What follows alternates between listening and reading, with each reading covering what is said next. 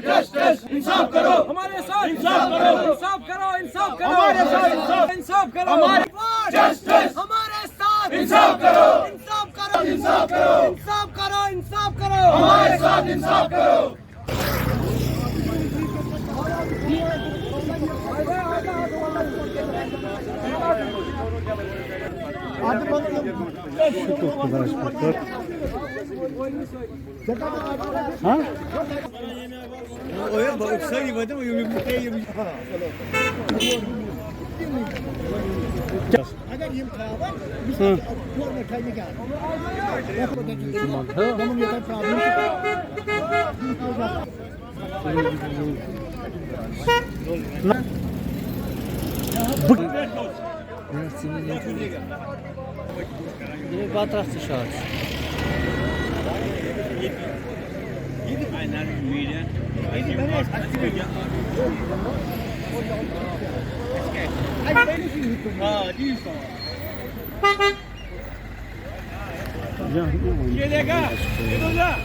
Ya ne var bu sefer?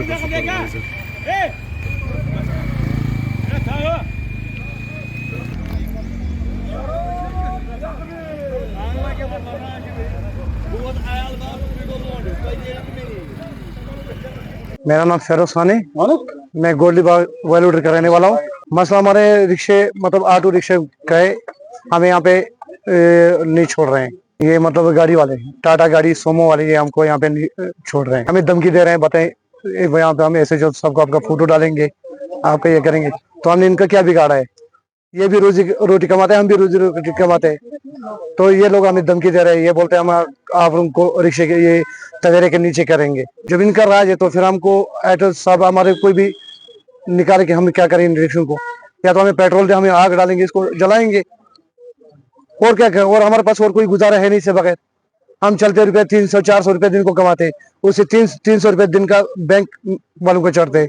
जब auto साहब को पता था कि ये ट्रांसपोर्ट यहाँ पे नहीं चलेगा तो फिर हमको क्यों रिक्शा दे दी? हम चाहते हैं कि हम जहाँ चलते थे वहाँ पे वैसे चलना चाहिए। हमारे 2 ऑटो वहाँ पे लगते हैं, उन 2 ऑटो को वहाँ पे छोड़ दीजिए, वो जब 2 निकलेंगे और 2 आएंगे, हम वहाँ पे भीड़ नहीं बनाएंगे। मैं मोहम्मद बाबा गांधरबल से, मैं बुदरकुंड से हूँ। और अभी मैं कल से देख रहा था इस मसले को, जो ऑटो स्टेशन का जो मसला कल से उठा है। अफसोसनाक चीज़ है ये, क्योंकि इन ऑटो वालों ने, जितने भी मेरे भाई हैं, पढ़े लिखे हैं और कुछ बेचारे बेरोजगार बैठे थे। अब इन्होंने कहीं ने किसी ने सोना बेचा है, किसी ने जमीन बेची है, किसी ने लोन निकाला। ऑलमोस्ट मुझे लगता है 95% 99% ऑटो वाले जो लोन पे चल रहे हैं। लेकिन कल से एडमिनिस्ट्रेशन थोड़ा सा ठीक है, उनका भी है देखना है कि रोड कैसे क्लियर रहेगा या बाकी चीजें कैसे क्लियर रहेंगी।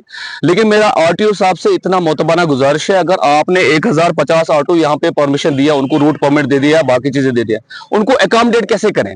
या तो आप लोगों को अगर रोजगार का या बाकी लोगों का देखना चाहिए, सोमो वाले या गाड़ी वाले का देखना, तो फिर इतने ऑटो को परमिशन नहीं देना चाहिए था। अब मुझे बोलिए, बुदरकुंड में जो ऑटो में चढ़ेगा, वो गिराज तक ऑटो में चढ़ेगा, वहां से 20 रुपए देकर फिर आगे कैसे ट्रेवल करेगा? वो 20 रुपए तब देगा मुझे सहूलियत पहुंचे, मैं गांधरबल जल्द से पहुंच जाऊं, या दूसरे रूट वाला तुलमुला रूट वाला वो कहता है मैं गांधरबल पहुंच जाऊं। अगर हम उसको मोहतात करेंगे एक लिमिटेड एरिया तक, तो उसका फेयर बढ़ेगा, तो इसका इफेक्ट एक तो पब्लिक पे भी पड़ेगा और दूसरा इन लोगों पे पड़ेगा।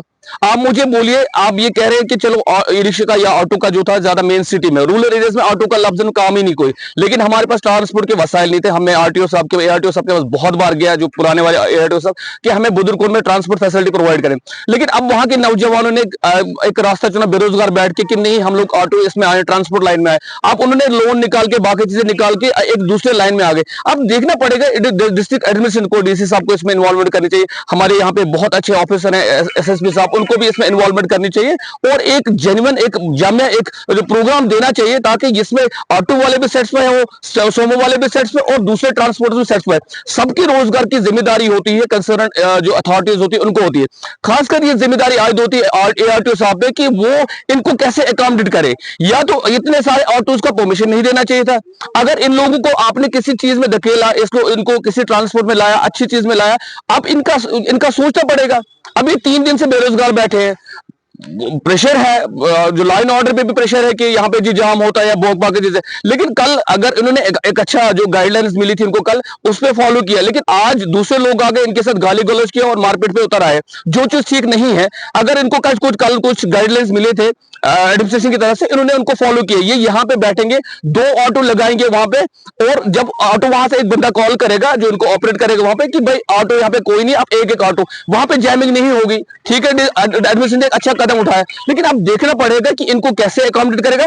मुझे लगता है इनके सरबराह या दूसरे सोमो सर जो चलती हैं उनके सरबराह और ट्रांसपोर्ट एक बैठना चाहिए और एक जेन्युइन रूट निकालना चाहिए, ताकि इसमें ये भी मुतमईन हो और दूसरे जो ट्रांसपोर्टर वो भी मुतमईन हो, ताकि इनका रोजगार भी इफेक्ट ना हो, उनका रोजगार भी इफेक्ट ना हो। और जो जामिंग का जो मसला है वो ऑलरेडी सड़क की वजह से, बाकी चीज की वजह से, लेकिन वो इंशाल्लाह ताला अभी जो रोड बढ़ेगा उसमें अकोमोडेट होंगे सारे, तो लेकिन उसमें टाइम लगेगा। लेकिन इन द मेन टाइम ये बेरोजगार बैठे, इनका कहना है कि हम लोगों ने 3 दिन से अभी जो किस्त भरनी है, 3 दिन से हम काम नहीं कर रहे हैं, तो हम कैसे हम अपने घर का रोजगार चलाएं या लोन का किस्त कैसे अदा करें। तो देखना पड़ेगा यहाँ पे डिस्ट्रिक्ट एडमिनिस्ट्रेशन को, देखा स्पेशली ARTO साहब की जिम्मेदारी बनती है, तो वो इसमें कोई जेन्युइन जामिया प्रोग्राम दें।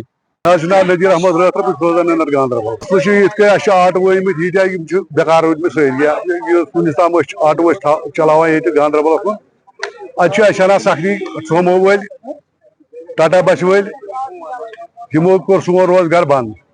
सारी आटो वाल गरीब गुजारा कह लोनस पे द्राम आटो मे पानस लोन 4-5 लाख रुपये, मगर लोन तह बराबर गसान कहें हीत हेवान दपान ये ट्रैफिक जाम गसान ये क्या गसान टाटा गाड़ी वाली करान ट्रैफिक जाम सोमो अड मज हुत बेहान सवार भरने सह करान जाम खालान आटो वालन हंद बोजान कहें बड़ बड़ रसूख वालन हंद यूनियन रसूख यहद बोजान सोन बोजान कहें नतीज नीरान सारी गरीब आटो वाल यहद बोजान कहें। मकसद गए इत आटो चलान ये पे रूटन तो गुजार तक पकन।